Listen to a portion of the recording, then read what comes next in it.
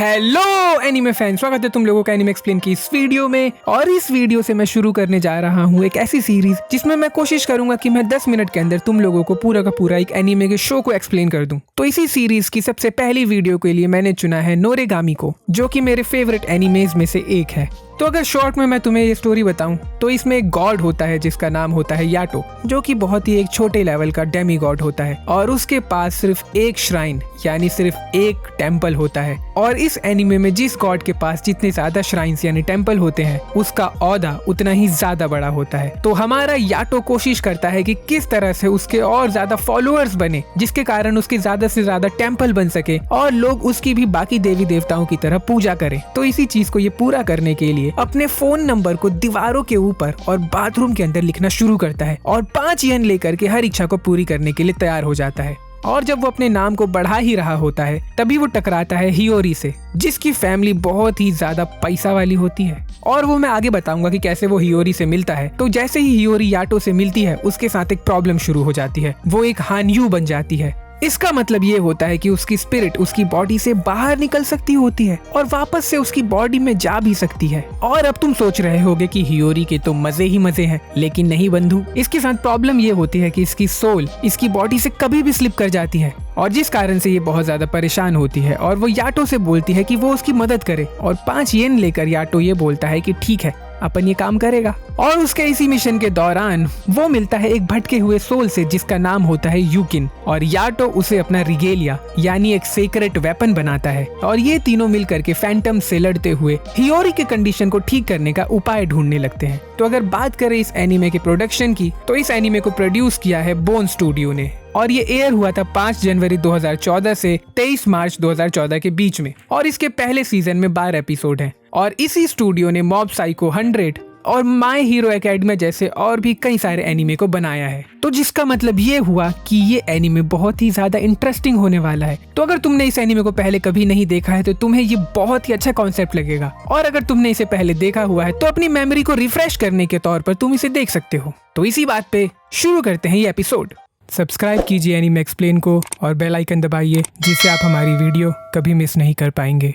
तो स्टार्टिंग में हम देखते हैं कि कुछ स्कूल में एग्जाम चल रहे होते हैं, जिसके स्ट्रेस लेवल के कारण एक फैंटम वहां पर आ जाता है और एक लड़की बोलती है, भगवान मेरी मदद करो। और यहाँ पर वो याटो से विश मांगती है और याटो बोलता है कि तुम्हारी आवाज को सुन लिया गया है, हा हा हा। और फिर वो अपने रिगेलिया यानी टोमोनो की मदद से उस फैंटम की चटनी बना देता है। और उसके बाद टोमोने रोते हुए बोलती है कि किस तरह से वो एक फटीचर और गरीब गॉड के साथ नहीं रह सकती है, और वो रोने लगती है। और ये देख करके याटो पूछता है कि तुम्हें चाहिए क्या, और वो बोलती है मुझे रिलीज कर दो। और याटो उसे अपने रिगेलिया पोजीशन से रिलीज कर देता है और उसके बाद वो याटो का मजाक बनाते हुए वहां से चली जाती है। और उसके बाद याटो सोचने लगता है कि किस तरह से उसे एक नया रिगेलिया चाहिए और ये रिगेलिया कैसे मिलते हैं, इसका प्रोसेस क्या है, वो मैं तुम्हें आगे बताऊंगा। तो जैसा मैंने तुम्हें इंट्रोडक्शन में बताया था कि किस तरह से वो हर जगह पर अपने फोन नंबर को लिख देता है ताकि लोग उसे कॉल करके उससे हेल्प ले सके और वो बदले में 5 येन ले सके। तो उसे एक कॉल आता है जिसमें एक बच्चा बोलता है कि किस तरह से उसकी बिल्ली जिसका नाम माय लॉर्ड है वो खो गई है। और फिर ये सुन करके याटो पैसों की लालच में उस बिल्ली को खोजने लगता है। और यहाँ दूसरी तरफ हम देखते हैं कि हियोरी और उसके दोस्त उस खोई हुई बिल्ली के पोस्टर को देख के हंस रहे होते हैं कि आखिर कोई अपनी बिल्ली का नाम माय लॉर्ड कैसे रख सकता है।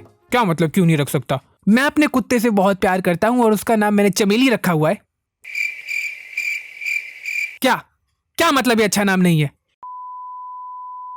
और जहाँ पर हियोरी और उसके दोस्त माय लॉर्ड का मजाक उड़ा रहे होते हैं, वहीं पर याटो भी उसे ढूंढ रहा होता है। और तभी याटो माय लॉर्ड को देख लेता है और उसे पकड़ने के लिए जा ही रहा होता है, तभी वहां पर एक ट्रक आकर उसे ठोकने ही वाला होता है। तभी हियोरी बहुत ही बहादुरी दिखाते हुए याटो को धक्का मार देती है, जिससे वो उस बस की चपेट में आने से बच जाता है। और वहीं पर हियोरी की सोल पहली बार उसकी बॉडी से स्लिप होती है और हियोरी नोटिस करती है कि उसकी सोल उसकी बॉडी से अलग हो चुकी होती है। और क्योंकि हियोरी के दोस्तों को सिर्फ उसकी बॉडी ही दिख रही होती है, जो कि बस ऐसे ही पड़ी हुई होती है, तो उन्हें लगता है कि बस वाले ने बहुत ही तगड़ी तरह से तो ठोक दिया। तो उसके बाद वो उसके पिताजी के हॉस्पिटल में लेकर के जाते हैं, जहाँ पर उसके पिताजी उसका चेकअप करते हैं और कहते हैं बेटी तुम तो बिल्कुल ठीक हो। और फिर वो पूछती है कि वो लड़का कहाँ है जिससे उसने बचाया था। और फिर उसके पिताजी बोलते हैं कि कौन सा लड़का पुत्री। और ये सुन करके उसकी दोस्त बोलती है कि उन्हें तो कुछ याद ही नहीं। और फिर रात में जब वो बेचारी रेस्ट कर रही होती है तभी याटो उसके पास आता है और उसे देख करके पहले तो वो घबरा जाती है और याटो इंट्रोड्यूस करते हुए बताता है कि किस तरह से वो एक भगवान है जिसका नाम है याटो। और ये सुन करके वो बोलती है कि वाह, ये नाम तो हमने कभी सुना ही नहीं। और ये सुन करके बेचारे को थोड़ा सा शौक लग जाता है और फिर वो बोलता है कि तुमने भले ही अभी मेरा नाम नहीं सुना है, लेकिन आगे चल के मेरे भी खुद के बहुत सारे फॉलोअर्स होंगे और करोड़ों टेम्पल्स होंगे। और ये याद करते हुए वो अपने सपनों में ही खो जाता है। और उसके बाद वो बोलता है कि किस तरह से वो हियोरी को देखने के लिए आया था कि वो ठीक है कि नहीं, और फिर वो वहाँ से चला जाता है। और कुछ समय बाद हियोरी भी अपने स्कूल में वापस आना शुरू कर देती है। और जब वो अपने दोस्तों के साथ स्कूल में भ्रमण कर ही रही होती है, तभी वो बेहोश होकर के गिर जाती है। और वो बताना शुरू करती है कि किस तरह से एक्सीडेंट के बाद वो हल्का सा डिजीनेस सा फील करने लगी है। और फिर जब वो लोग वापस स्कूल से आ ही रहे होते हैं, तभी वो फिर से माय लॉर्ड का पोस्टर देखती है और उसे याद आता है कि वो सब सपना नहीं था, वो सारी चीजें उसके साथ सच में हुई थी। तो वो सोचती है कि अगर वो माय लॉर्ड का पता लगा ले तो वो याटो को भी ढूंढ पाएगी और सारा का सारा सच पता लगा पाएगी। तो वो याटो को ढूंढना शुरू करती है और याटो को ढूंढने के चक्कर में उसकी सोल उसकी बॉडी से स्लिप हो जाती है और बेचारी को पता भी नहीं लगता। और यहाँ पर दूसरी तरफ याटो माय लॉर्ड को ढूंढ लेता है, लेकिन माय लॉर्ड ने अपना बिल्ली पना दिखाते हुए एक फैंटम को गुस्सा दिला दिया होता है, जो उसकी चटनी बनाने के लिए उसका पीछा करने लगता है। और याटो उस फैंटम से लड़ने के लिए बढ़ता है, लेकिन उसे याद आता है कि उसका रिगेलिया यानी टोमो ने तो उसकी बेइज्जती करके चली गई है। और जैसे ही वो फैंटम याटो को पीटने ही वाला होता है, तभी वहाँ पे हियोरी आ जाती है और उसे वहाँ से बचा लेती है। और उसके बाद याटो बोलता है कि किस तरह से इसने मुझे 2 बार बचा लिया। और फिर उसके बाद याटो उसे बोलता है कि तुम्हारी बॉडी वो पड़ी हुई है। और ये देख करके हियोरी फिर से चिल्लाने लगती है और तभी उसके सोल को हल्का सा डिजीनेस फील होता है और वो अपनी बॉडी में वापस से घुस जाती है, लेकिन वो अभी भी बेहोश होती है। और यहाँ पर याटो माय लॉर्ड को उसके ओनर के पास वापस दे देता है और वो बच्चा बोलता है थैंक यू याटो, मुझे पता था कि तुम सबसे महान हो। और उसके बाद एक याटो सभ्य पुरुष की तरह हियोरी को अपने कंधे पर उठा करके ले जा रहा होता है। तभी हियोरी को होश आता है और वो चिल्लाने लगती है। और उसके बाद उन दोनों के बीच में कन्वर्सेशन होता है, जिससे पता लगता है कि 2 तरह के वर्ल्ड होते हैं, एक नियर शोर और एक फार शोर। नियर शोर यानी ये लिविंग वर्ल्ड और फार शोर होता है वो जगह जहाँ पर सारे के सारे मरे हुए लोग रहते हैं। और क्योंकि हियोरी के पास दोनों ही है, यानी उसके पास एक लिविंग बॉडी भी है और उसके पास एक सोल भी है जो कि उसकी बॉडी से अंदर बाहर होती रहती है, तो इस कारण से ना वो मरी हुई है और ना ही वो जिंदा है। और ये सब सुन करके बेचारी हियोरी बोलती है तो मेरी मदद करो ना बेवकूफ, देखो सिस्टर इसका तो पैसा लगेगा। और वो हियोरी से 5 येन लेता है और वो बोलता है कि तुम्हारी विश जरूर पूरी होगी। उसके बाद हम देखते हैं कि यूकी का सोल अब लगभग किसी भी समय पे ऑटोमेटिक स्लिप हो जाता है और हम देखते हैं कि वो चेंजिंग रूम में चेंज कर रही होती है और वो अपने मन में बोलती है कि किस तरह से अब वो फैंटम्स को देख सकती है। और तभी अचानक से उसकी सोल उसकी बॉडी से स्लिप हो जाती है और वो दोबारा चिल्लाने लगती है और फिर वो अपनी स्पिरिट बॉडी में ही बाहर घूमते हुए ये बोलती है कि लेकिन ये लाइफ भी बहुत अच्छी है। और वो इधर उधर घूमने लगती है और वो याटो की बात को याद करती है कि बच्चे और जानवर फैंटम्स को देख सकते हैं और ये फैंटम्स हर जगह मिलते हैं, खूंखार अंधेरी गलियों में, पहाड़ों के ऊपर, आसमान में और एक इंसान के कंधे के ऊपर भी। और ये लोग लोगों के इमोशंस को मैनिपुलेट करके उन्हें वो काम करने के लिए मजबूर करते हैं जो उन्हें नहीं करना चाहिए। और वो दोबारा से याटो को कॉल करती है ताकि याटो उसकी मदद कर सके। और हम देखते हैं कि याटो मेट्रो में छुप करके वहाँ की दीवारों के ऊपर अपना फोन नंबर लिख रहा होता है और तभी याटो उसके सामने प्रकट होता है और हियोरी उससे पूछती है कि वो उसकी मदद क्यों नहीं कर रहा है, जिस पर याटो उसे बताता है कि अभी उसके पास कोई रिगेलिया नहीं है और एक बार अगर उसे उसका रिगेलिया मिल जाए तो वो उसका काम करना शुरू कर देगा। और यूकी पूछती है कि आखिर एक रिगेलिया क्या होता है, जिस पर वो बोलता है कि ऐसे लिविंग सोल्स जिन्हें वो वेपन की तरह यूज कर सके। और जब उन दोनों के बीच में कन्वर्सेशन चल ही रहा होता है तभी याटो को एक काम के लिए कॉल आता है और वो वहाँ के लिए गायब हो जाता है। और हियोरी ये डिसाइड करती है कि वो खुद से याटो के लिए एक रिगेलिया ढूंढेगी और वो हर जगह जाकर फैंटम से बात करने लगती है कि क्या वो याटो का रिगेलिया बनना चाहेगा। और दूसरी तरफ हम देखते हैं कि याटो को एक बाथरूम साफ करने का काम मिला हुआ होता है और जब वो बेचारा अपने काम से थक करके सो ही रहा होता है तभी उसे हियोरी का कॉल आता है और वो बोलती है कि किस तरह से उसने याटो के लिए एक बहुत ही बढ़िया रिगेलिया ढूंढ लिया है। और जैसे ही याटो वहाँ पर पहुँचता है वो एक फैंटम को देखता है जो कि बिल्कुल भी दोस्ताना तो नहीं लग रहा होता है और वो दोनों अपनी जान बचाकर भागने लगते हैं। और भागते हुए याटो ये बताता है कि किस तरह से एक रिगेलिया सिर्फ वही बन सकता है जो कि एक प्योर सोल हो। और वो लोग बेचारे भाग रहे होते हैं, इतने में ही वो केकड़े वाला फैंटम हियोरी पर अटैक करता है और याटो उसे बचाने के लिए जाता है और इसी के चक्कर में याटो का हाथ उस फैंटम के मुंह में आ जाता है और किसी तरह से वो दोनों उस फैंटम को चकमा दे करके निकल जाते हैं। और हम देखते हैं कि याटो के हाथ पर एक बहुत ही तगड़ा निशान बन चुका होता है और ये देख करके हियोरी उसकी मदद करने के लिए बढ़ती है, लेकिन याटो बोलता है कि मुझे छूना मत, अगर तुमने मुझे छुआ तो तुम्हारा भी सोल करप्ट हो जाएगा। और वो उसे ये भी बोलता है कि अपना ध्यान रखो, क्योंकि अगर तुम्हारे सोल को कुछ होता है तो तुम रियल वर्ल्ड में भी मर जाओगी। और इतने में ही वो फैंटम उन्हें दोबारा ढूंढ लेता है और उनको प्यार की झप्पी देने के लिए उनकी तरफ बहुत तेजी से बढ़ता है। और इतने में ही याटो को एक इनोसेंट सोल दिखता है जो कि हवा में तैर रहा होता है। और याटो बोलता है ये तो एक डुन्नू मुन्नू बच्चा है, और याटो उसे अपना रिगेलिया बना लेता है। और हम देखते हैं कि वो एक बहुत ही खतरनाक और भयंकर स्वॉर्ड बनता है। और भाई साहब क्या स्वॉर्ड का लुक होता है। और वो उसे नाम देता है यूकी ने, और वो प्यार से उसे यूकी बुलाता है। तो वो यूकी की मदद से उस फैंटम की बहुत ही आसानी से छुट्टी कर देता है। और उसके बाद वो अपने चोट को ठीक करने के लिए उसके ऊपर पानी फेंकता है। और इसी बीच हियोरी अपनी बॉडी में वापस घुस करके उसके पास पहुंच जाती है। और फिर वो अपने स्वॉर्ड यानी यूकी को जब उसके ह्यूमन फॉर्म में लेकर के आता है तो हम देखते हैं कि वो एक छोटा बच्चा होता है जो कि लगभग 14-15 साल का होगा। और याटो बहुत ही हीरोइक स्टाइल में अपना कोट देते हुए बोलता है कि बहुत ठंड है, लो पहन लो। और यूकी उसकी बेइज्जती करते हुए बोलता है कि वो फटी गंजिया नहीं पहनता है। और ये सुनकर के बेचारे याटो को धक्का लग जाता है। और इतने में हियोरी उसे अपना स्कार्फ देती है जिसे वो पहन लेता है।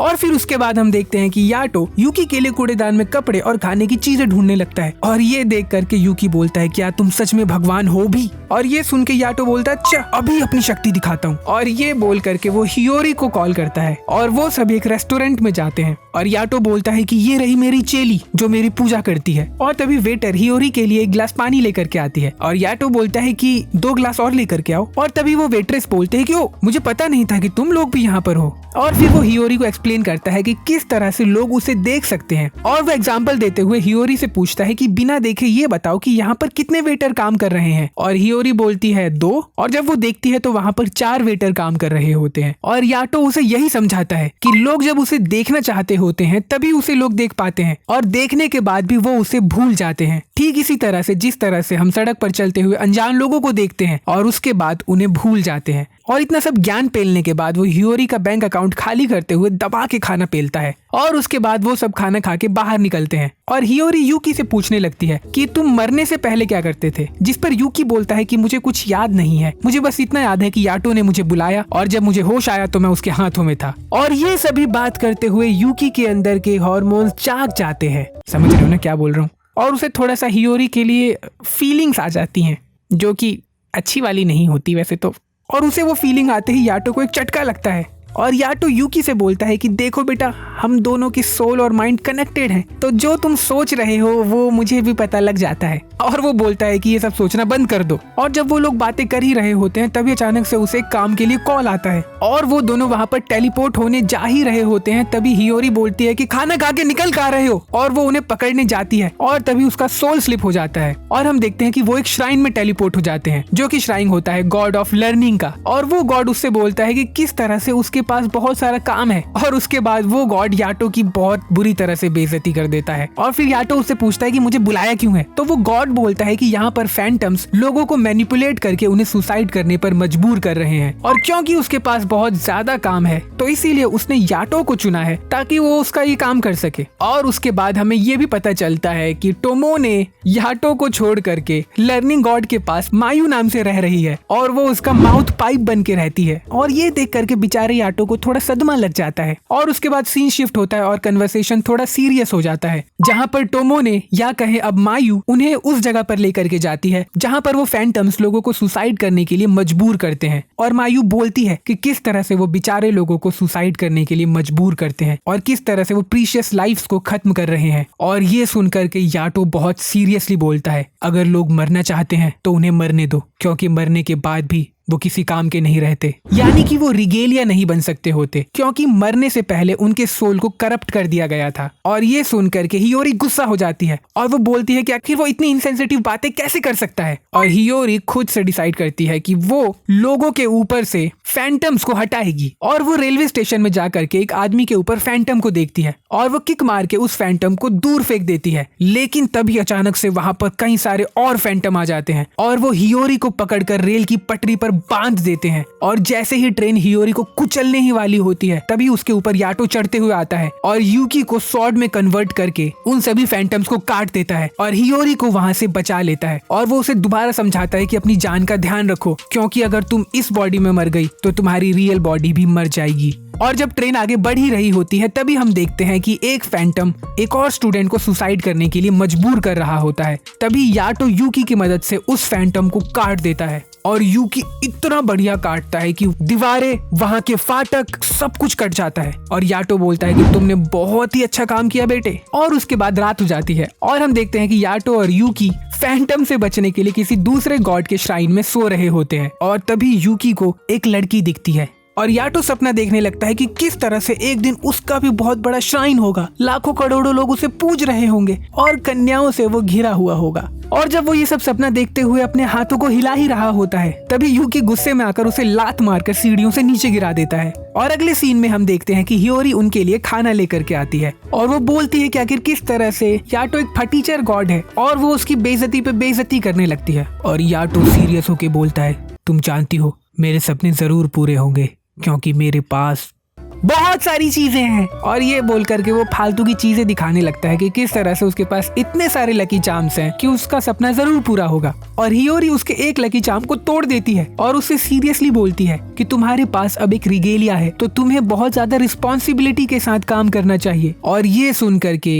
याटो सीरियसली बोलता है, अपनी बॉडी लेकर के मेरे साथ चलो, मुझे तुम्हें कुछ दिखाना है। और ये बोल करके वो उन्हें एक और गॉड के पास ले जाता है और ये गॉड कौन सी है वो मैं तुम्हें अभी थोड़ी देर में बताऊंगा। और यहाँ पर वो उस गॉड को यूकी से मिलाता है और वो बोलता है कि उसे पैसे चाहिए ताकि वो यूकी के लिए सामान खरीद सके। और वो दोनों लप्पा लप्पा झाएं झाएं कर ही रहे होते हैं तभी उस गॉड का रिगेलिया आकर के याटो को लात मार के दूर फेंक देता है और बोलता है कि मेरी गॉडेसेस से दूर रहना। और उसके बाद वो गॉडेसेस उन्हें कमरे में बुलाती है और वो सब चाय पे कुछ चर्चा कर रहे होते हैं। और तभी अचानक से याटो को एक कॉल आता है और याटो बोलता है कि चलो यूकी हमें चलना है। और इतने में ही वो तीनों टेलीपोर्ट होकर के उस जगह पर जाते हैं जिस जगह से उस आदमी ने कॉल किया होता है। और यहाँ की सिचुएशन मैं तुम्हें समझाता हूँ। ये आदमी असल में सुसाइड करने वाला है और सुसाइड करने से पहले ये अपनी फैमिली को कॉल करने वाला था, लेकिन गलत नंबर के कारण गलती से कॉल याटो को लग गया। और यहाँ पर वो कूद जाता है और कूदते हुए ये बताता है कि किस तरह से वो बैंकरप्ट हो चुका है। और वो अपने कूदने का कारण बताना शुरू करता है कि किस तरह से पहले वो एक बहुत ही खुशहाल जीवन जी रहा था, लेकिन एक दिन जब वो सड़क पर चल रहा था तो उसे एक बहुत ही सुंदर लड़की दिखी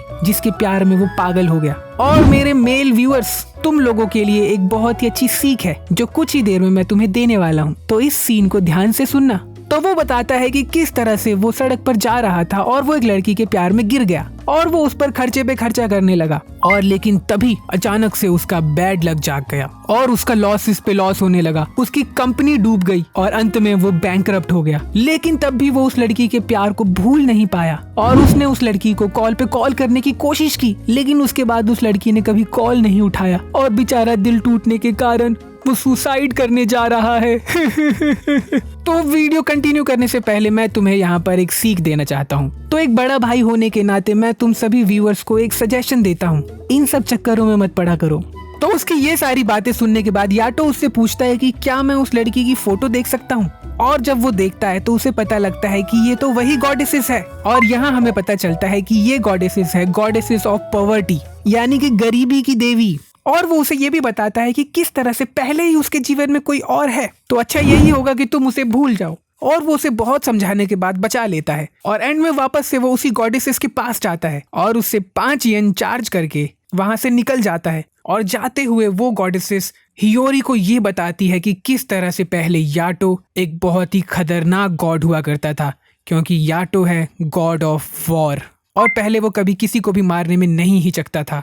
और फिर उसके बाद उसका रिगेलिया ये एक्सप्लेन करता है कि किस तरह से गॉड्स लोगों के विशेस को पूरा करके जिंदा रहते हैं। तो जब गॉड उनके विशेस को पूरा करते हैं तो वो उनके मेमोरी में स्टोर हो जाते हैं और जब भी उन्हें जरूरत पड़ती है तो वो उस पर्टिकुलर गॉड को याद करते हैं और उस याद करने के कारण वो गॉड और लंबे समय के लिए जीते हैं। लेकिन अगर कोई ऐसा गॉड है जिसे धीरे धीरे लोग भूल जाएं तो वो गॉड भी इस वर्ल्ड से धीरे धीरे खत्म हो जाता है। और याटो के साथ अभी ऐसा ही हो रहा है, इसीलिए याटो किसी की भी कोई सी भी विश पूरी कर रहा है ताकि बचे कुचे जो भी लोग हैं जो गॉड ऑफ वॉर को जानते हैं वो उसे अपने यादों में याद करते रहें और याटो और लंबा जी सके। तो यहाँ पर हमें ये पता चलता है कि याटो अपनी एग्जिस्टेंस के लिए ही स्ट्रगल कर रहा है। और दूसरी तरफ हम देखते हैं कि यूकी तालाब के पास अकेला ही बैठा हुआ होता है और तभी वहां पर वही लड़की आती है जिसे हमने थोड़ी देर पहले देखा था, और वो यूकी से बात करने लगती है और हम उसकी बॉडी पर कई सारे नामों को देखते हैं, जिससे हमें ये पता चलता है कि वो एक रिगेलिया तो है, लेकिन वो एक ही बार में कई सारे मास्टर्स को सर्व करती है। और तभी वहाँ पर याटो आ जाता है और वो उसे उसके नाम यानी नोरा करके बुलाता है, और इससे हमें ये पता चलता है कि उसका नाम नोरा है और वो पहले याटो की रिगेलिया हुआ करती थी। और वो याटो से बोलती है कि तुम जब भी कभी मुसीबत में पड़ो मेरा नाम बुला लेना और मैं तुम्हारी मदद करने के लिए आ जाऊंगी। और ये बोल करके वो वहां से गायब हो जाती है। और उसके बाद याटो यूकी को फैंटम से दूर रहने को बोलता है और यूकी को ये सिखाता है कि किस तरह से वो फैंटम को दूर रखने के लिए एक पावरफुल लाइन ड्रॉ कर सकता है। और जब यूकी वो लाइन ड्रॉ करता है तो याटो तक देख के ये हैरान रह जाता है कि किस तरह से एक नया रिगेलिया इतना पावरफुली इस लाइन को ड्रॉ कर पा रहा है। और उसके बाद हियोरी ये डिसाइड करती है कि वो यूकी को अपने साथ अपने घर लेकर के जाएगी। और फिर उसके बाद हियोरी याटो से नोरा के बारे में पूछती है कि आखिर वो है कौन, और जिसपे याटो थोड़ा सोचने के बाद बोलता है कि वो मेरी फ्रेंड विद बेनिफिट है। और ये सुन करके हियोरी हैरान रह जाती है और उसके बाद वो ये डिसाइड करती है कि वो यूकी को याटो के साथ बिल्कुल नहीं रहने देगी, क्योंकि उसकी संगति में बेचारा यूकी बिगड़ जाएगा। और फिर उन दोनों के ऊपर बहुत ही ज्यादा खींचातानी होती है और हियोरी यूकी को गले लगाते हुए बोलती है कि मैं तो इसे लेकर जाऊंगी। और ऐसा होते ही यूकी के हार्मोन्स दोबारा से कुलबुलाने लगते हैं, जिसके कारण याटो को फिर से चटका लग जाता है और वो समझ जाता है कि उसके मन में चल क्या रहा है। और फिर उनके बीच के काफी सारे बहस के बाद अब डिसीजन लेने की बारी यूकी की होती है। और जाहिर है यूकी याटो को तो बिल्कुल ही नहीं चुनता और वो हियोरी के साथ उसके घर में चला जाता है। और वहाँ जाकर के दोनों को पता लगता है कि हियोरी के पेरेंट्स यहाँ पर नहीं हैं। और इतने में ही याटो हियोरी के पेरेंट्स के पीछे पीछे चुपके से आकर के उस घर में घुस जाता है और वो बोलता है कि किस तरह से वो यूकी को वापस लेने आया है। और वो हियोरी को बताता है कि किस तरह से यूकी और वो यानी याटो दोनों आपस में कनेक्टेड है। तो यूकी जो कुछ भी फील करता है वो सीधे याटो को फील हो जाता है और याटो उसे ये बताता है कि किस तरह से वो लड़का अपने पास्ट के कारण अंधेरे से डरता है। और उसके बाद दूसरे सीन में हम देखते हैं कि जिस कमरे में यूकी सो रहा होता है उस कमरे की बत्ती उसके पिताजी बंद कर देते हैं, जिस कारण से बेचारा यूकी डर जाता है। और फिर वो हियोरी के कमरे में आता है और हियोरी बोलती है कि मेरे साथ सो सकते हो। और यहाँ पर हम देखते हैं कि किस तरह से बिल्ली को दूध की रखवाली करने का मौका दिया जाता है। और जब यूकी उसके साथ सो रहा होता है तभी वो हियोरी के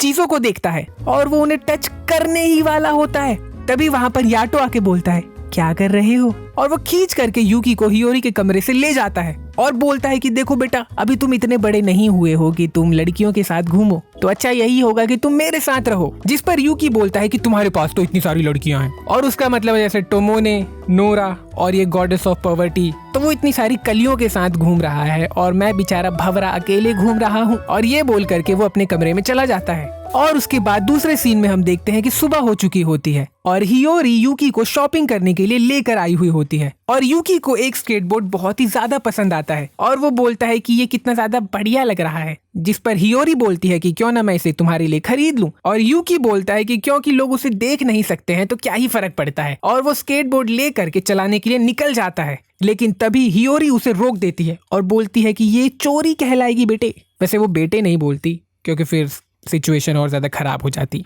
तो उसके बाद जैसे ही वो स्केटबोर्ड रखने जाती है और मुड़ करके देखती है तो वो पाती है कि यूकी वहां से भाग चुका होता है। और इतने में ही याटो आता है और उसे बताता है कि किस तरह से एक रिगेलिया और एक गॉड आपस में कनेक्टेड होते हैं। तो एक रिगेलिया जो भी फील करता है, चाहे वो एंगर हो, लस्ट हो, एंजाइटी हो, डिप्रेशन हो या जो भी और फीलिंग्स होती हैं, वो सारी की सारी एक गॉड भी फील करता है। और इसी तरह से एक गॉड ह्यूमन इमोशंस को फील कर पाता है। और वो आगे ये भी बोलता है कि किस तरह से अगर यूकी नहीं सुधरा तो उसे एक डिवाइन पनिशमेंट मिलेगी। और ये बात वो बहुत सीरियसली बोलता है। और ये सुनकर के हियोरी को गॉडेसेस ऑफ पॉवर्टी की वो बात याद आ जाती है कि किस तरह से पहले याटो गॉड ऑफ डेथ हुआ करता था और उसने कई सारे लोगों के साथ साथ अपना एक रिगेलिया भी मार दिया था। और ये सुन करके हियोरी के धक धक होने लगता है और वो भाग करके यूकी को ढूंढने के लिए निकल जाती है। लेकिन इतने में ही उसका सोल उसकी बॉडी से स्लिप हो जाता है और यहाँ हम देखते हैं कि यूकी सड़कों पर अकेला खड़ा होता है। लेकिन इतने में ही शाम हो जाती है और हम देखते हैं कि एक और गॉडेसेस फैंटम्स को पकड़ पकड़ कर उनकी चटनी बनाते हुए उन्हें जान से मार रही होती है। और जैसे ही यूकी ये देखता है कि शाम हो चुकी होती है, वो भाग करके हियोरी के पास जाने लगता है। लेकिन तभी वो नोटिस करता है कि एक लड़की रोते हुए बोल रही होती है कि किस तरह से उसे उसकी मम्मी से मिलना है। और वो देखती है कि यूकी उसे देख सकता होता है और वो उसे गले लगा करके बोलती है कि मेरी मम्मी के आने तक रुक जाओ। और ये बात जाहिर है कि उस लड़की को ये नहीं पता होता कि वो मर चुकी है और उसकी मम्मी कभी नहीं आने वाली। तो वो दोनों एक पार्क में बैठ करके उसकी मम्मी का इंतजार कर रहे होते हैं। और फिर एंड में यूकी उसे सच बता ही देता है कि तुम्हारी मम्मी कभी नहीं आने वाली पुत्री। और जैसे ही उसे ये पता चलता है, वो बहुत ज्यादा डिप्रेस हो जाती है और उसके स्ट्रॉन्ग इमोशन को फील करके वहां पर फैंटम आ जाते हैं। और जैसे ही फैंटम उस लड़की को अपने पास बुला रहे होते हैं, तभी वहां पर हियोरी आ जाती है और वो यूकी से बोलती है कि अब अपनी वो बाउंड्री यूज करो जो तुम्हें याटो ने सिखाया है। और यूकी वही करता है, लेकिन तब तक बहुत देर हो चुकी होती है और उस लड़की की सोल करप्ट हो चुकी होती है। और इतने में ही हम देखते हैं कि वो लड़की अब एक खतरनाक फैंटम बन जाती है। और जैसे ही वो यूकी और हियोरी पर अटैक करने ही वाली होती है, तभी वहां पर याटो आ जाता है और उन दोनों को बचा लेता है। और यूकी याटो से बोलता है कि उस लड़की को बचाओ, लेकिन याटो बोलता है कि अब बहुत देर हो चुकी है और इसे बचाने का सिर्फ एक ही तरीका है, इसे जान से मारना, ताकि ये अपने हेलिश कंडीशन से फ्री हो जाए। और ना चाहते हुए भी यूकी वही करता है जो याटो कहता है। और फिर उसके बाद हम दूसरे सीन में उसी गॉडेसेस को देखते हैं जो कि नहा रही होती है और उसका एक रिगेलिया उसे बताता है कि किस तरह से याटो देखा गया है जिसके पास एक नया रिगेलिया है। और ये सुन करके उस गॉडेसेस की आंखें चमक जाती हैं। और तभी सीन शिफ्ट होता है और हम देखते हैं कि यूकी हियोरी के घर में अपने कमरे में होता है और वो उसी लड़की के इंसिडेंट के बारे में सोच रहा होता है। और जैसे ही वो अपने कमरे के बाहर आता है, वो देखता है कि उसके कमरे के बाहर कॉफी और बिस्किट्स रखे होते हैं। और जैसे ही वो उस कॉफी में ध्यान से देखता है, अचानक से उसे एक फैंटम की आंख दिखती है और वो डर के मारे उस प्लेट को लात मार करके वहां से भाग जाता है। और हम देखते हैं कि एक बिस्किट में धीरे धीरे कॉफी का कलर चढ़ रहा होता है, जो कि ये इंडिकेट कर रहा होता है कि अब कुछ बहुत ही बड़ा होने वाला है। और दूसरे सीन में हम देखते हैं कि यूकी उसी जगह पर भागकर आता है जहां पर उसे वो स्केटबोर्ड पसंद आया था और वो उस स्केटबोर्ड को चुरा लेता है। और जैसे ही वो ऐसा करता है, यहाँ पर याटो को एक और झटका लगता है और वो समझ जाता है कि यूकी ने कुछ तो गड़बड़ की है। और दूसरी तरफ हम देखते हैं कि शाम हो चुकी होती है और यूकी बड़े मजे में उस स्केटबोर्ड को चला रहा होता है। तभी वहां पर याटो आ जाता है और वो उससे पूछता है कि उसे ये स्केटबोर्ड कहाँ से मिला। और दूसरी तरफ हम देखते हैं कि यूकी को ढूंढते हुए वहां पर हियोरी भी आ जाती है और वो याटो से बोलती है कि उसने ये स्केटबोर्ड यूकी के लिए खरीदा था। और जबकि याटो को पहले से ही सारा का सारा सच पता होता है, लेकिन क्योंकि हियोरी ने खुद एग्री कर लिया होता है तो वो बेचारा कुछ नहीं कर पाता। और तभी वहां पर वही गॉडेसेस आती है जिसे हमने थोड़ी देर पहले देखा था, और ये है लेडी बिशीमोन। और ये वो गॉड है जो बुरे लोगों को पनिश करती है। और ये याटो को देखकर ही उसके ऊपर अटैक करने लगती है और याटो बचकर उससे भागने लगता है। और भागते भागते वो यूकी को ये बताता है कि किस तरह से उसके हाथ में जितने भी इक्विपमेंट्स हैं, चाहे वो उसका गन हो, उसका हंटर हो, उसकी टोपी हो, या फिर वो जिस शेर पे बैठी है वो तक एक रिगेलिया है, यानी कि वो सर से पैर तक पूरी तरह से रिगेलिया से कवर है। और भागते भागते याटो बुरी तरह से थक जाता है और तब जाकर के हम पहली बार याटो के गर्दन पे बहुत तगड़ा निशान देखते हैं। और इन निशानों का कारण खुद यूकी ही होता है, क्योंकि एक रिगेलिया जो भी बुरी हरकतें करता है उसका सीधा का सीधा असर उसके मास्टर के ऊपर पड़ता है। और यहाँ पर याटो उसे बोलता भी है कि उसकी जो भी हालत है उसका जिम्मेदार यूकी ही है। और उसके बाद वो लड़ने का डिसाइड करता है और लेडी बिशीमोन और याटो के बीच में बहुत जबरदस्त फाइट होती है। और ये फाइट देख करके हियोरी बहुत घबरा जाती है और वो भागते हुए गॉडेसेस ऑफ पॉवर्टी के पास जाकर उससे मदद मांगती है। और उनके बीच हुए बात से हमें ये पता चलता है कि कई साल पहले याटो ने लेडी बिशीमोन का एक रिगेलिया मार दिया था, तो जिस कारण से बिशीमोन उससे बदला लेने के लिए बहुत ही ज्यादा उत्सुक है। और फिर गॉडेसेस ऑफ पॉवर्टी एग्री कर जाती है कि वो याटो की मदद करेगी। लेकिन क्वेश्चन ये होता है कि आखिर याटो है कहाँ पर। तभी हियोरी की सोल उसकी बॉडी से स्लिप हो जाती है और वो एक बिल्डिंग के छत के ऊपर चढ़ करके अपने मन में ये बोलती है कि किस तरह से सभी गॉड के शरीर में से एक अलग तरह की परफ्यूम निकलती है, तो इसीलिए वो सभी को सूंघ करके पता लगा सकती है कि वो लोग कहाँ पर हैं। और वही वो सेम चीज याटो के साथ करती है। और दूसरे सीन में हम देखते हैं कि याटो और यूकी भागते हुए जंगलों में आ जाते हैं और याटो उसे ये बताता है कि किस तरह से उसने एक रिगेलिया को मार दिया था। और ये सुनकर के यूकी बहुत ज्यादा गुस्सा हो जाता है और वो बोलता है कि क्या जिस दिन मैं तुम्हारे काम का नहीं रहूंगा तुम मुझे भी मार दोगे।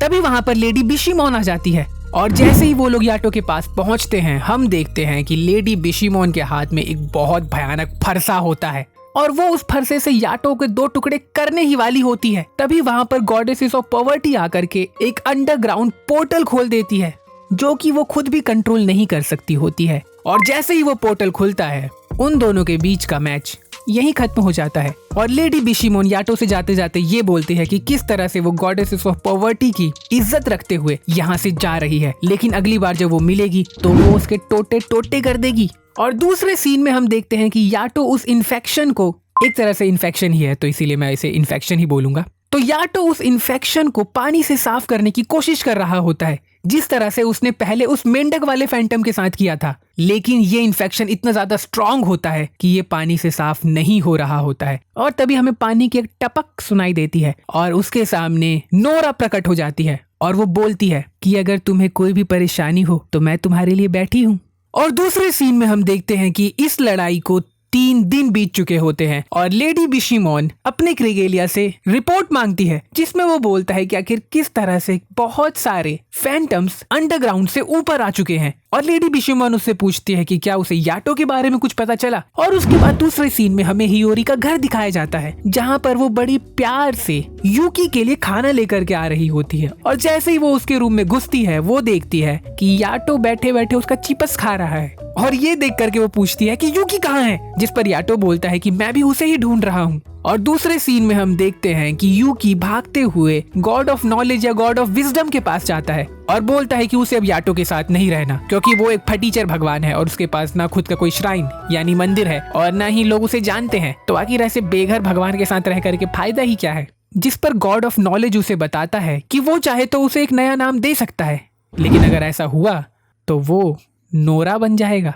और ये जितना भी सब कन्वर्सेशन हुआ वो पास्ट का कन्वर्सेशन था। और प्रेजेंट में हम देखते हैं कि हियोरी यूकी को ढूंढते हुए गॉड ऑफ नॉलेज के पास आती है और उससे पूछती है कि क्या यूकी यहाँ पर आया था, जिस पर वो बोलता है कि हाँ बिल्कुल आया था।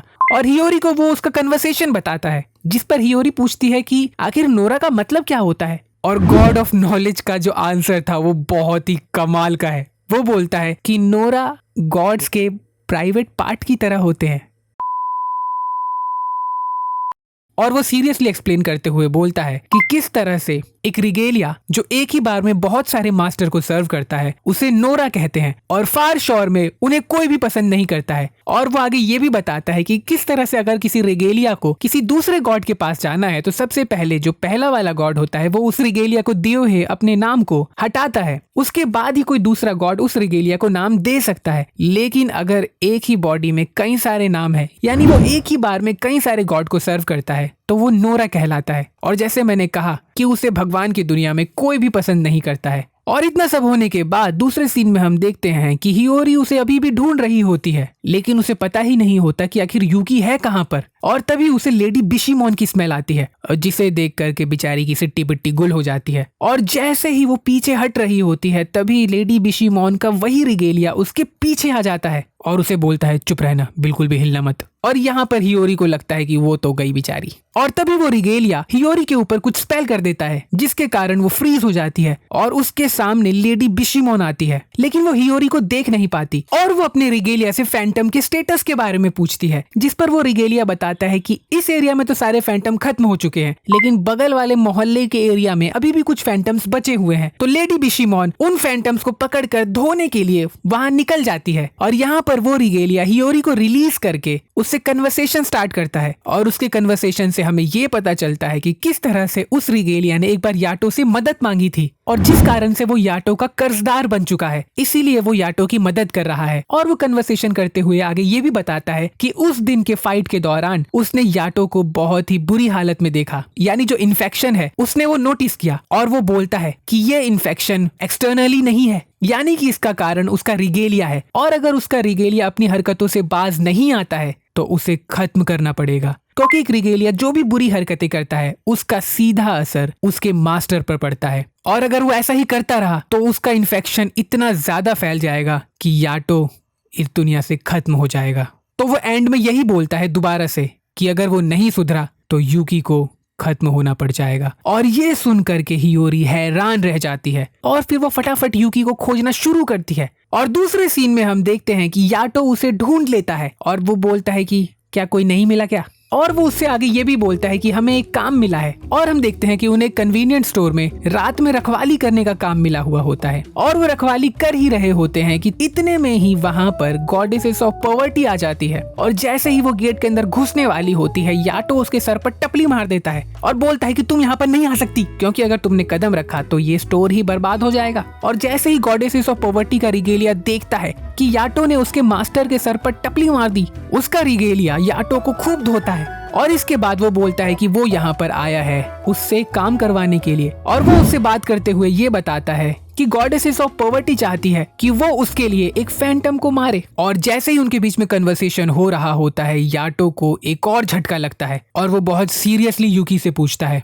अब तुमने क्या किया? जिस पर यूकी बोलता है, क्या, मैंने कुछ भी नहीं किया। और याटो वहाँ के कैश को चेक करने लगता है और यहाँ पर उन दोनों के बीच का रिलेशन और ज्यादा खराब हो जाता है, क्योंकि यूकी बोलता है, वाह, यहाँ तक कि भगवान को भी मुझ पर भरोसा नहीं है। और ये बोल करके वो कन्वीनियंस स्टोर से भाग ही रहा होता है, तभी वो गॉडेसेस ऑफ पॉवर्टी से टकराकर गिर जाता है और हम देखते हैं कि उसने सच में पैसों की चोरी की होती है और वो शर्मा करके भाग जाता है। और याटो उस फैंटम को अकेला ही मारने के लिए निकल जाता है और तभी हमें फिर से पानी की टपक सुनाई देती है और हम देखते हैं कि यूकी के सामने नोरा प्रकट हो जाती है और नोरा उसे मैनिपुलेट करते हुए ये बोलती है कि किस तरह से वो यूजलेस है। और वो एक फ्रूट का एग्जांपल देती है कि किस तरह से जंगल में एक फ्रूट होता है जिसे ना तो बर्ड और न ही कीड़े खाते हैं, और ऐसा इसलिए नहीं कि वो पॉइजनस होता है, ऐसा बस इसलिए होता है क्योंकि उसमें कोई टेस्ट ही नहीं होता। यानी यहाँ पर वो ये बता रही है कि यूकी के अंदर कुछ भी स्पेशल नहीं है और वो बस एक फालतू का स्पिरिट है जो बस अपने आप को एक रिगेलिया मान करके बैठा हुआ है।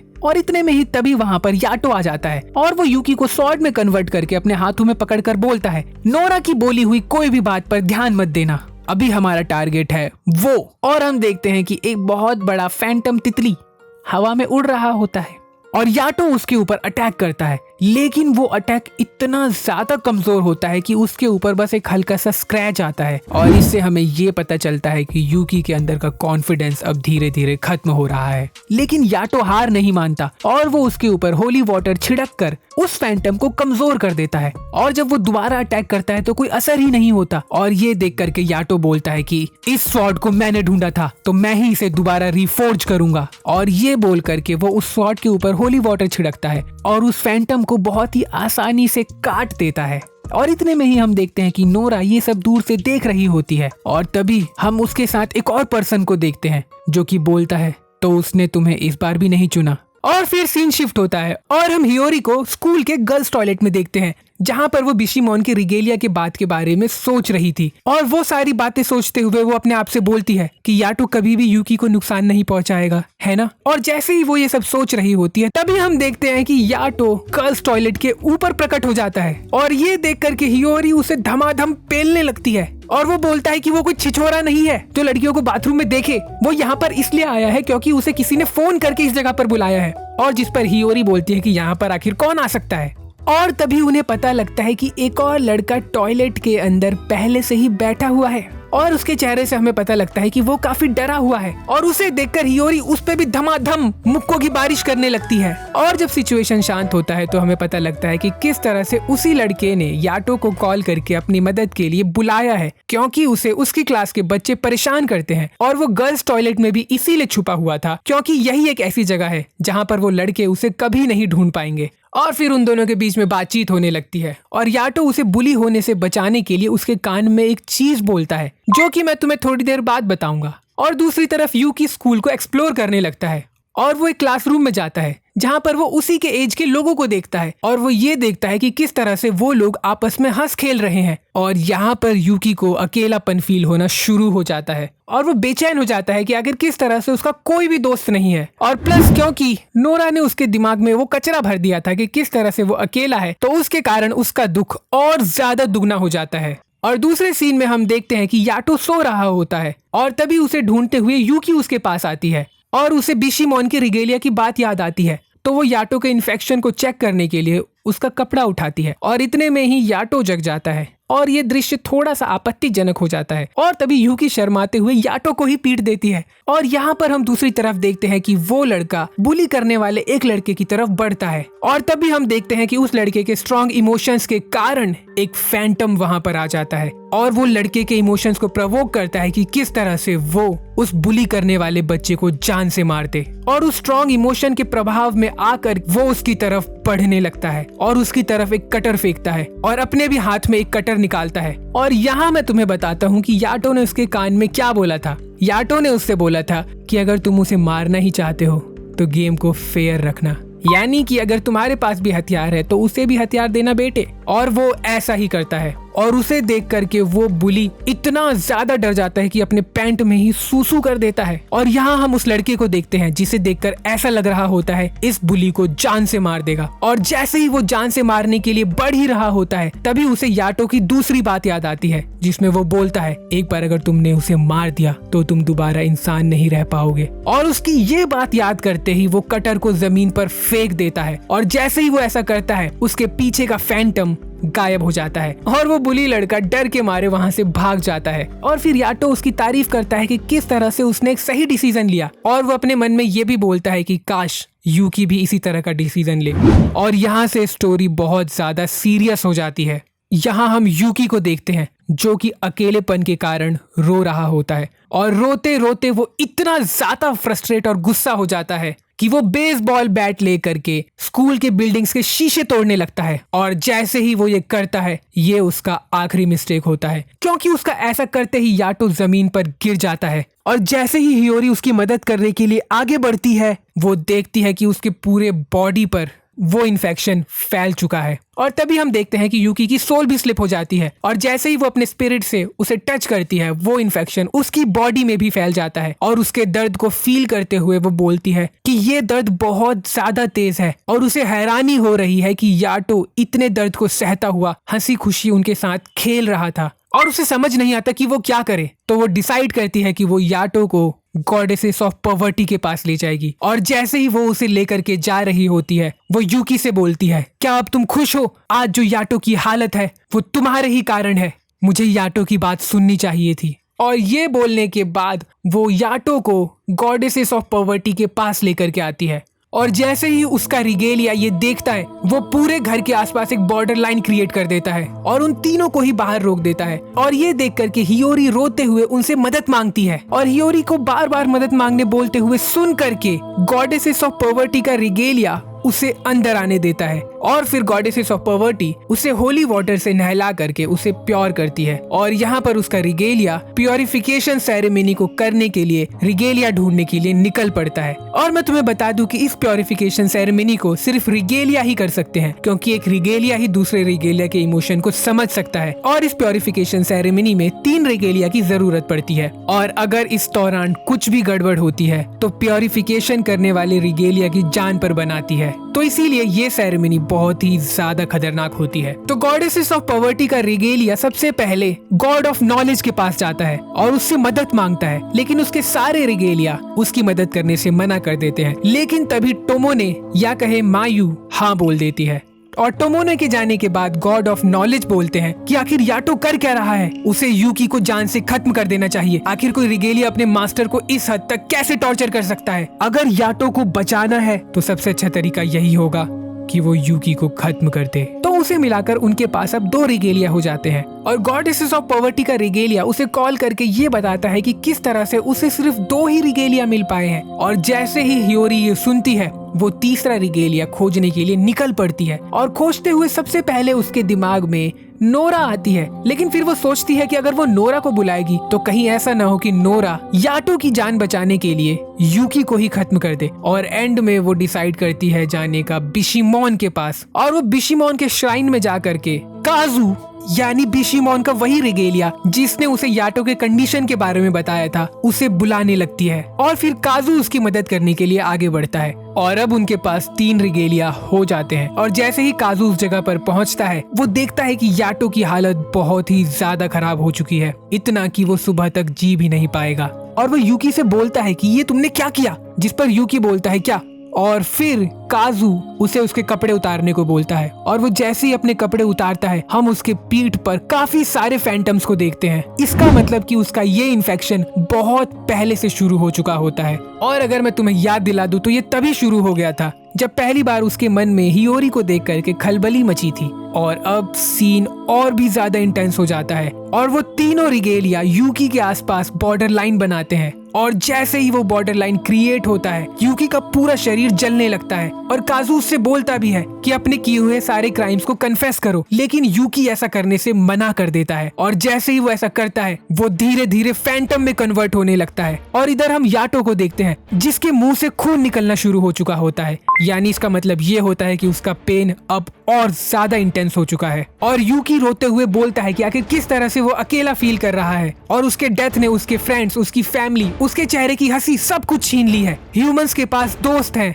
खुशियां हैं, लेकिन वो अकेला रह चुका है, उसका कोई दोस्त नहीं है। और जैसे ही वो ये सब बोल रहा होता है हम देखते हैं कि धीरे धीरे उसका नाम उसकी बॉडी से गायब हो रहा होता है। और जैसे ही सारी उम्मीदें खत्म हो जाती हैं तभी हियोरी भागते हुए आती है और उससे बोलती है कि किस तरह से याटो ने उसे चुना था। और वो बोलती है कि किस तरह से याटो और वो खुद यूकी के दोस्त हैं और अगर वो ऐसा ही करता रहेगा तो वो उससे अपनी दोस्ती तोड़ लेगी। और ये सुन करके कि सच में उसकी कोई परवाह करता है, रोते हुए अपनी क्राइम्स को कन्फेस करना शुरू करता है। और जैसे ही वो अपनी क्राइम्स को कन्फेस करता है उसकी बॉडी में अटैच हुआ वो फैंटम धीरे धीरे गायब हो जाता है। और रोने के कारण यूकी के अंदर का सारा फ्रस्ट्रेशन, एंगर, डिप्रेशन, एंजाइटी सब गायब हो जाती है।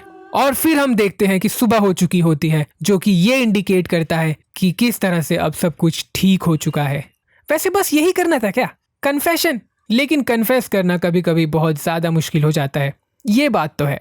तो उसके बाद सुबह हो चुकी होती है और हम देखते हैं कि किस तरह से गॉडेसेस ऑफ पॉवर्टी ये बोलती है कि वो दोनों अब बिल्कुल टंच हैं। और उसके बाद याटो हियोरी को थैंक्स बोलता है कि किस तरह से उसने एक एक स्टेप बिल्कुल सही लिया। पहला तो ये कि वो उसे गॉडेसेस ऑफ पॉवर्टी के पास लेकर के आया और दूसरा ये कि उसने नोरा को नहीं चुना, क्योंकि अगर वो नोरा को चुनता तो याटो का पेन इतना ज्यादा स्ट्रॉन्ग था तो हो सकता था कि वो यूकी को मार देता। और उसके बाद हियोरी रोते हुए उन दोनों को गले लगा लेती है और स्वस्थ और मस्त होने के बाद याटो गॉड ऑफ नॉलेज को उसकी मदद के लिए थैंक्स बोलने के लिए उसके श्राइन पे जाता है और फिर उन दोनों के बीच में बड़ी प्यारी सी बहस होने लगती है। और उसके बाद टोमोने यूकी और हियोरी को अपने साथ समझाने के लिए लेकर के चली जाती है और उनके कन्वर्सेशन से हमें ये पता चलता है कि यूकी का कंडीशन सुनकर गॉड ऑफ नॉलेज की एक रिगेलिया भी करप्ट हो गई थी, तो जिस कारण से गॉड ऑफ नॉलेज को उसे खत्म करना पड़ा। और यहाँ अगर तुम सोचो कि गॉड ऑफ नॉलेज एक बुरा व्यक्ति है तो मैं बता दूं कि ये उसने उस पर एहसान जताते हुए ऐसा किया होता है, क्योंकि वो पहले से ही करप्ट हो चुकी थी। तो अगर वो अपना नाम रिलीज करके अगर उस फैंटम को बस ऐसे ही अकेला छोड़ देता तो कोई भी गॉड उसे एक्सेप्ट नहीं करता, क्योंकि इसका रीजन ही यही है कि वो करप्ट हो चुकी है और एट द एंड वो एक फैंटम बन करके इस दुनिया पर भटकती रहती, जो कि नर्क में जाने से भी ज्यादा बदतर है। तो इसीलिए गॉड ऑफ नॉलेज के पास उसे खत्म करने के अलावा कोई और ऑप्शन नहीं बचा था। तो टोमो ने उसे यही एक्सप्लेन करती है कि किस तरह से याटो ने इतना सब दर्द झेलते हुए उसे बचाया है, तो अब ये उसकी जिम्मेदारी बनती है कि वो याटो की मदद करे। और यहाँ दूसरी तरफ याटो गॉड ऑफ नॉलेज से पूछता है कि क्या तुम बता सकते हो बंधु कि मैं हियोरी के कंडीशन को ठीक कैसे करूं, जिस पर गॉड ऑफ नॉलेज बहुत सीरियसली बोलते हैं कि वैसे उन्हें भी कुछ ज्यादा पता नहीं है, लेकिन क्योंकि हियोरी याटो और यूकी के साथ बहुत ज्यादा ही घूमने लगी है, इसी कारण से उसका फार शोर में यानी फैंटम की दुनिया में इन्वॉल्वमेंट बहुत ज्यादा बढ़ गया है। तो अगर याटो उससे अपने सारे कनेक्शंस काट दे तो हो सकता है कि उसकी कंडीशन वापस से ठीक हो जाए। और यहाँ दूसरी तरफ हम देखते हैं कि न्यू ईयर शुरू हो चुका होता है और सभी लोग गॉड्स के श्राइन्स में विजिट करने के लिए जा रहे होते हैं और फिर हियोरी भी याटो को श्राइन में विजिट करने के लिए बुलाती है। और ये चीज याटो को बिल्कुल पसंद नहीं आती कि वो एक भगवान होकर के दूसरे भगवान के घर में जाकर के मत्था टेके।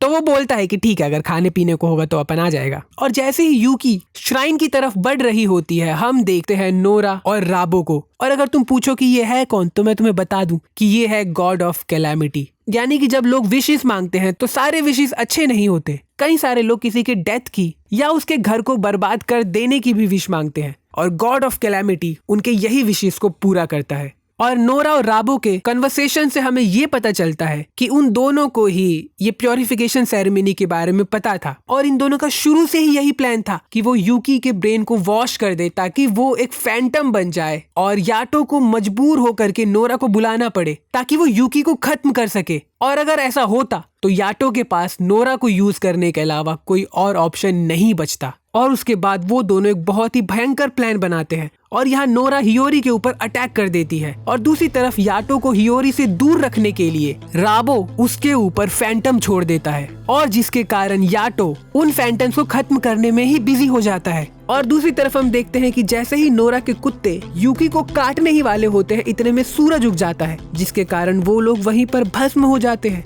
और नोरा हियोरी की याटो से रिलेटेड सारी मेमोरीज को गायब कर देती है। और यहाँ दूसरी तरफ हम देखते हैं कि सभी फैंटम्स को खत्म करने के बाद याटो चुलबुली हरकतें करते हुए हियोरी से मिलने के लिए बढ़ रहा होता है और ये देख करके राबो बहुत ज्यादा गुस्सा हो जाता है कि आखिर किस तरह से याटो यानी गॉड ऑफ वॉर बहुत ज्यादा सॉफ्ट बन चुका है। और यहाँ जैसे ही याटो और यूकी हियोरी के पास पहुँचते हैं तो हियोरी उन्हें देख करके बोलती है, आप कौन भाई साहब, मैं तो आपको जानती भी नहीं हूँ। और ये सुनकर के याटो बहुत मेहनत करता है ताकि वो हियोरी की मेमोरीज को वापस ला सके और वो उसके लिए पूरा का पूरा एक पिक्चर बुक ड्रॉ करता है। और फिर स्टोरी आगे जब कंटिन्यू हो ही रही होती है तभी उसे पता चलता है ये सब नोरा और राबो ने किया है। और फिर उसके और राबो के बीच में बहुत ही एक इंटेंस फाइट होती है जिसमें वो बेचारा बहुत बुरी तरीके से हार जाता है। और फिर जब वो गॉड ऑफ नॉलेज के पास जाता है तो गॉड ऑफ नॉलेज उससे ये बोलता है कि ठीक है, भले ही यूकी ये सब भूल गई है लेकिन ये उसके लिए अच्छा है क्योंकि इसी कारण से वो अपने दिमाग को अपने वर्ल्ड में यानी ह्यूमन वर्ल्ड में लगा के रख पाएगी। और फिर एंड में याटो ये डिसाइड करता है कि वो हियोरी को उसकी मेमोरीज वापस लाने से गिव अप कर देगा, लेकिन यूकी ऐसा नहीं करता और वो उस पिक्चर बुक को ले जा करके हियोरी को दिखाने लगता है। और दूसरे सीन में हम देखते हैं कि नोरा याटो को आकर के ये बताती है कि उसने सिर्फ हियोरी की याटो की मेमोरीज नहीं बल्कि सारी मेमोरीज छीन ली हैं और एक एक करके हियोरी के माइंड में से सारा का सारा पास्ट गायब होता जाएगा और अगर उसकी मेमोरीज वापस नहीं आई तो वो बस एक तरीके से जिंदा लाश बन जाएगी। और ये सुनकर के याटो डिसाइड करता है कि वो हियोरी की मेमोरीज को वापस जरूर लाएगा और याटो और यूकी हियोरी से मिलने जाते हैं और वो उसे बताते हैं कि किस तरह से वो उसकी मेमोरीज को वापस लेकर के जरूर आएंगे। और ये सुनकर के हियोरी की आंखों में आंसू आ जाते हैं और ये बात उसे भी नहीं पता चलती कि आखिर ऐसा क्यों हो रहा है। और जैसे ही वो लोग टेलीपोर्ट हो रहे होते हैं इतने में ही हियोरी की सोल काफी समय बाद दोबारा से स्लिप हो जाती है और वो भी उन दोनों के साथ टेलीपोर्ट हो जाती है और वो तीनों राबो के श्राइन में टेलीपोर्ट हो जाते हैं। और मैं तुम्हें राबो की थोड़ी बैक स्टोरी बता देता हूँ कि ये पहले एक नॉर्मल ह्यूमन हुआ करता था जो कि अपने किंगडम के राजा की सारे बुरे काम करता था, यानी कि वो अपने राजा के लिए लोगों को मारना, उन्हें किडनैप करना, सारे बुरे काम करता था और एंड में उसे भी मार दिया गया और जिस कारण से उसका एंगर और हेट्रेट इतना बढ़ गया कि वो गॉड ऑफ कैलेमिटी में ट्रांसफॉर्म हो गया। और फिर उसके बाद उन दोनों के बीच में बहुत ही जबरदस्त फाइट शुरू हो जाती है और जब वो आपस में लड़ ही रहे होते हैं तभी राबो अपने अंदर फैंटम्स को कंज्यूम करके अपनी पावर को बढ़ा देता है और उन दोनों के बीच की फाइट और ज्यादा इंटेंस हो जाती है। और इसी बीच नोरा हियोरी की मेमोरीज को तोड़ देती है तो अब उनके पास हियोरी की मेमोरी को रिस्टोर करने का कोई तरीका नहीं बचता। और जैसे ही हमें लगता है कि सब चीज खत्म हो चुकी है अचानक से ना जाने कैसे हियोरी की मेमोरीज वापस आ जाती हैं और याटो राबो को मार देता है और यहीं पर खत्म हो जाता है ये एनीमे। और ये एनीमे देख करके मुझे ऐसा लगा कि जैसे राबो और याटो के बीच की दुश्मनी और ज्यादा लंबी हो सकती थी और इसे बस लास्ट के 3 एपिसोड्स में ही खत्म कर दिया गया। और कुल मिलाकर के ये एनीमे देख करके मुझे बहुत मजा आया। और तुम्हें ये एनीमे कैसा लगा कमेंट करके बताओ और अगला एनीमे तुम कौन सा देखना चाहते हो कमेंट करके बताओ। तो यहीं पे खत्म होता ही एपिसोड। तो आई होप तुम्हें वीडियो अच्छा लगा। तो तुम इस वीडियो को लाइक कर सकते हो, चैनल को सब्सक्राइब कर सकते हो, इसे शेयर कर सकते हो और मैं मिलता हूँ तुमसे अगली वीडियो में। तब तक के लिए पीस।